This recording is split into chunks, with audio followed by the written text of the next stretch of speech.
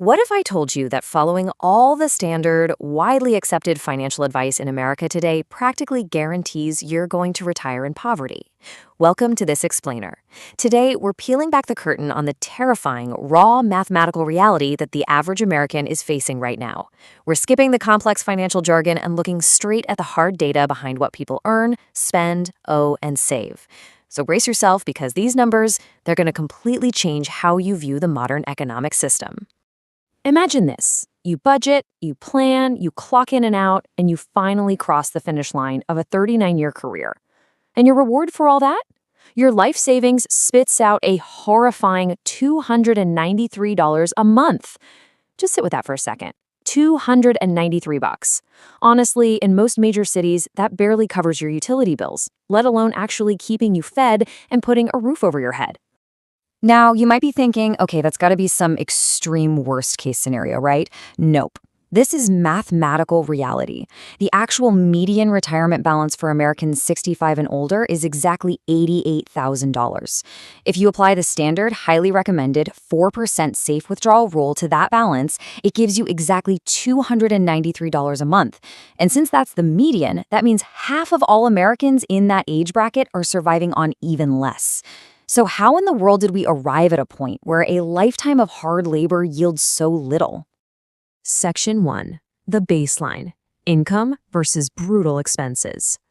To understand how we get to that brutal number, we have to look at the median American's baseline.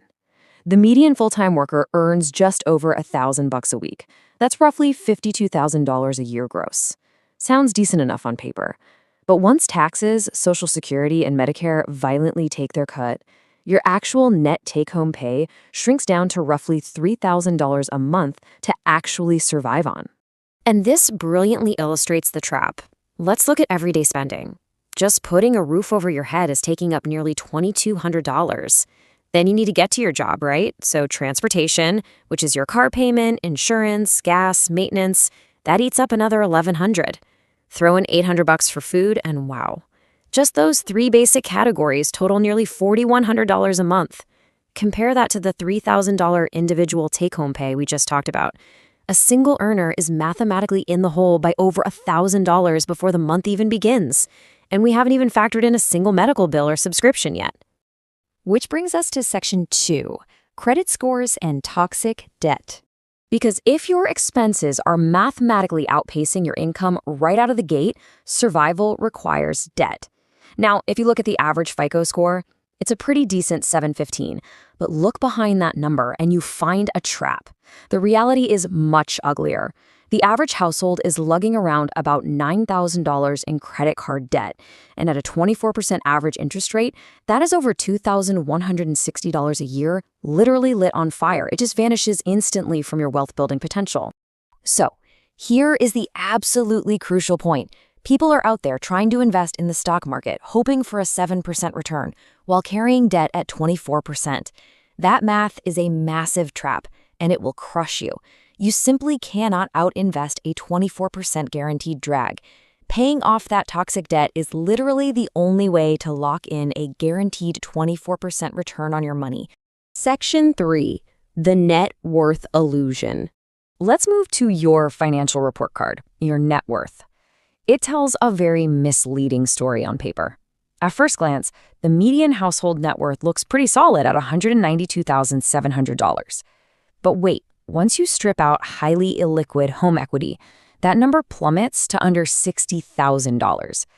Paper wealth sitting in the wood and drywall of a house is great, sure, but paper wealth doesn't buy your groceries or pay for emergencies.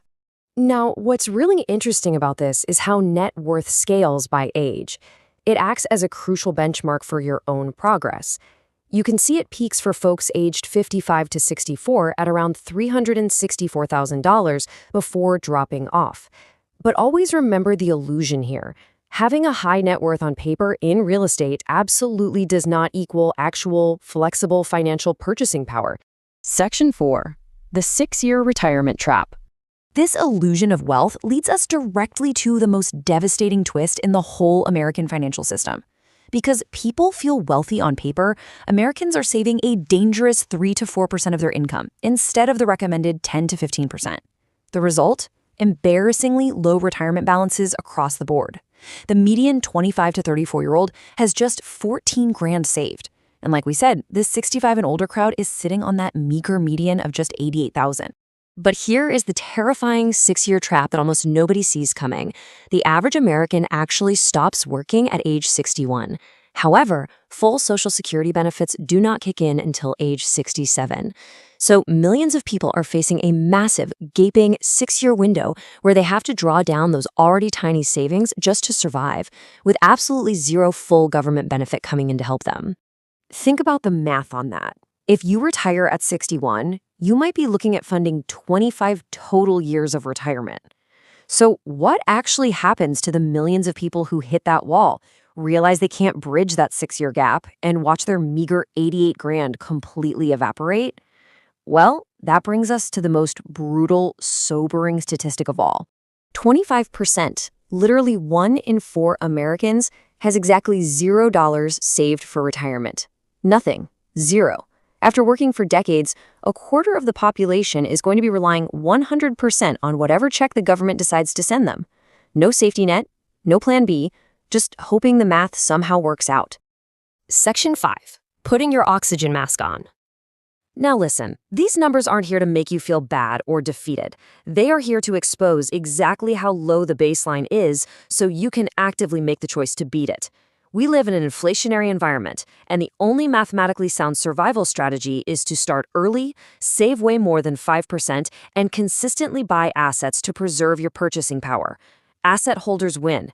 You have to let the market inflate your net worth to protect you from the system. Ultimately, you have to treat your finances like an emergency on an airplane. Put your own oxygen mask on first. You simply cannot rely on a system that averages out to a horrifying $293 monthly payout. So the real question is, are you going to let these baseline statistics become your biography, or are you going to put your oxygen mask on right now, protect your wealth, and become more than just another statistic?